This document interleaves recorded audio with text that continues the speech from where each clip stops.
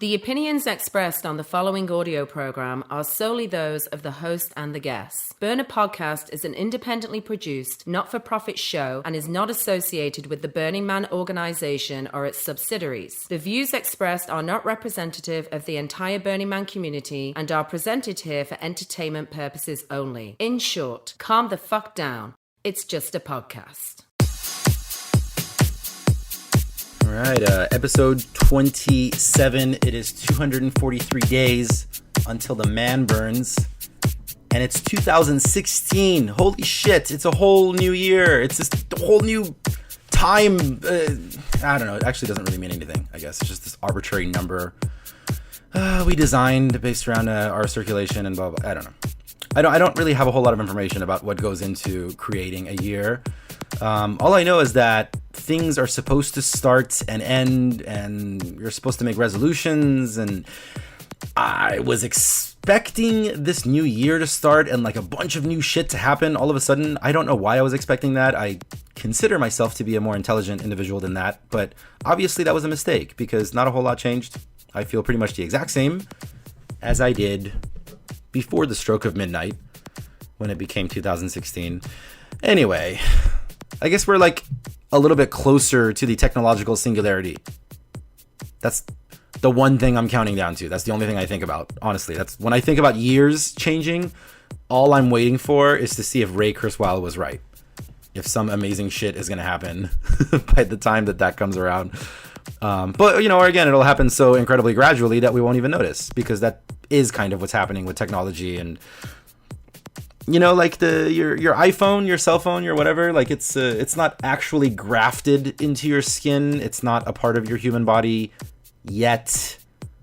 But could you imagine going somewhere without it? I mean, it might as well be.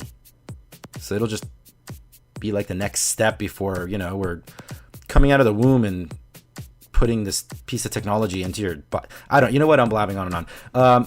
The last few weeks have been kind of rough for me. I'm gonna do a me opening, talk about moi. And it's funny. I am often tempted to use this platform to totally go on a shit talking spree about people that have upset me.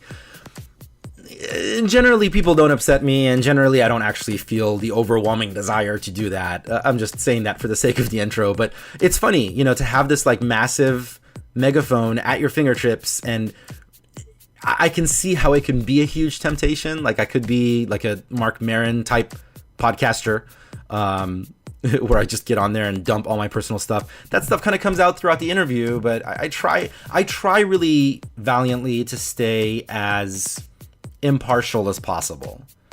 I kind of share what's going on in my personal life, I don't really hide things back, but at the same time, I'm trying not to throw other people under the bus either. And I mean, I hope that comes across to any of my loved ones who do listen to the show, who can see that I am making a valiant effort not to do that.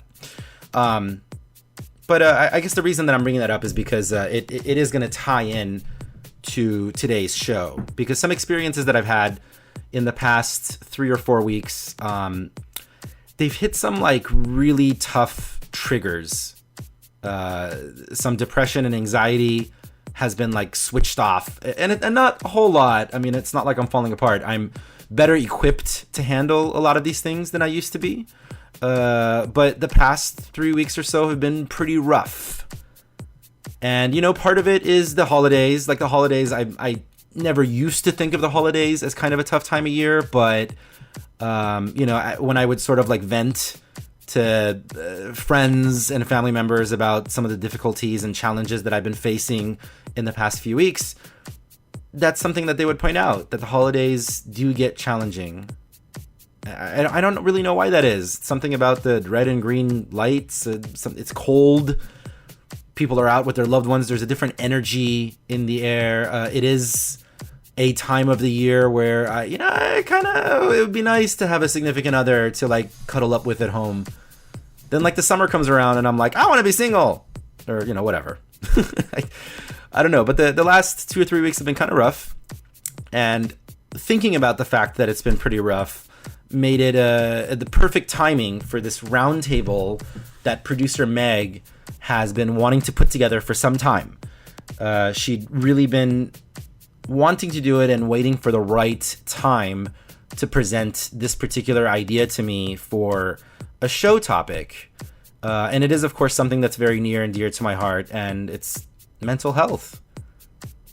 Dealing with the challenges of depression, anxiety, and all the other fantastic horsemen of the apocalypse that come with the mental health issues that a lot of us face. And in this community, it's funny, I've talked to people before casually who think that there's a lot more people with mental health issues in our community specifically. I don't know if that's necessarily true. One factor that I am certain is a huge contribution to our perception of there being higher levels of mental health issues in our community is we're a lot more open. We talk about it. It's not something that most of us are ashamed of talking about. And that is a very important aspect for me, and you'll hear in the show, I do talk about sort of what drives me to create art even. And this thing, Burner Podcast, it is one of the art forms, one of the outlets that I am so blessed to have. And a lot of it is specifically because I come from a culture, for anybody who has not kept up, I'm Persian, family is from Iran. We do come from a culture that tends to brush a lot of stuff under the rug. And one of those things was that I was a victim of child molestation, obviously, as a child. For the most part, therapists have told me it doesn't look like it's, done quite so much damage to me. And I'm not afraid to talk about it. I'm very open and comfortable talking about it. I do see my quote-unquote victimizers as victims themselves. I saw them as victims when I was a child. I immediately felt sorry for them.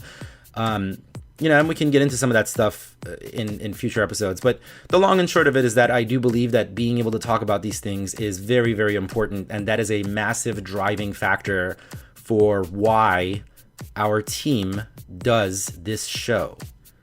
And today's show is no exception. There was a previous episode, if you'll remember, a sober burn with our anonymous guest. I would love to do that kind of episode again and not have the guest be anonymous. And be able to just have all of our names out there and just strip naked and tell you about all of these things that are happening. Because I think the more that we discuss these things, the more we talk about them, the more we can help minimize the damage that we inflict upon our future generations. Brushing things under the rug has pretty much never worked in the history of ever. But let's get to today's show, which does have a lot to do with all these things that we've been discussing. The holidays, the difficulty that I've been having the past few weeks, the triggers that I mentioned. It's, some experiences that I had set off some triggers, and now I'm a little bit more of a panicky mess than I used to be. Generally, I'm pretty fucking zen, but the past couple of weeks have been rough. Getting back on my horse, though, I'm all right. And recording the interview for today's show really helped. It really did come at the right time because it is the holidays, and I know that there's a lot of our listeners are probably dealing with some challenges that are not as commonplace in our lives. So I think today's show couldn't have come at a better time.